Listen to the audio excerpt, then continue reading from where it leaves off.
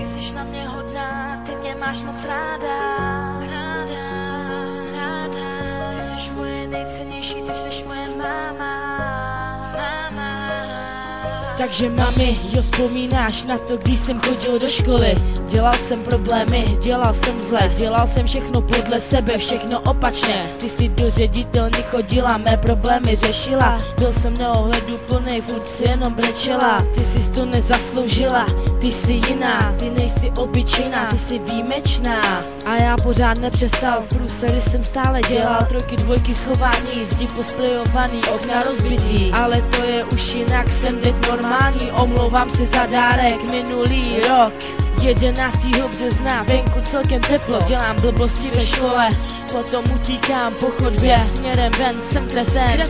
Ale už se to stalo, prostě sklo se rozbilo. Tepnu nervy a šlachu na ruce přeřízlo. Jo, ty jsi na mě hodná, ty mě máš moc ráda. Ty jsi moje nejcennější, ty jsi moje máma. Ty jsi mě porodila, ty jsi mi život dala.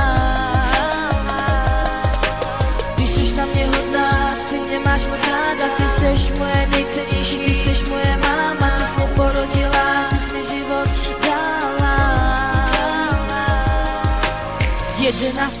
března, datum tvého narození, taky datum mého úrazu. Na ten den nezapomenu, krev tepná, přeřízlá, spousta zmatků. 155 volali záchranku a tvoje oslava byla ztracená, byla totálně zničená. Já jsem slavil na sále a ty si na mě čekala. Táta tam byl taky, ale táta na nás sral. On si nás nevšímal, akorát když něco potřeboval, tak rychle zavolal. Ale to je minulost, já teď tvořím přítomnost. Já ti dám, jaký dárek budeš chtít, ale doufám, že mi nebudou zase ruku šít. Ty mi dáš první, poslední, ale já ti to jednou vrátím. Tak si rozhlédni, ty tu máš mě a já tu mám tebe, kterou mi poslal Bůh z nebe. Ty jsi můj anděl, který nemá křídla, ale já chci být s tebou dneska pozici i zítra. Ty jsi na mě hodná, ty mě máš moc ráda. Ty jsi moje nejcennější, ty jsi moje máma. Ty jsi mě porodila, ty jsi mi život dala.